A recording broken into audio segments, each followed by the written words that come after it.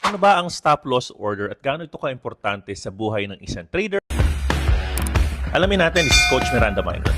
Ang mga stop losses ay a very, very important part ng trading strategy natin dahil it can help protect you on significant swings ng market.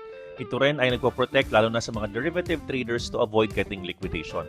Nilalagay ang mga stop loss orders kung ikaw ay naka-long or naka-spot order, ito ay nilalagay sa ilalim ng immediate support or ng key level support para meron kang panangga in case magkaroon ng potential breakdown ng particular market or swing moves ka, Miranda. Kung ito ay nasa ilalim ng support, ine-expect po natin na ang support muna ang sasangga sa price before pahatawin ito or kunin ito ang inyong mga stop loss orders.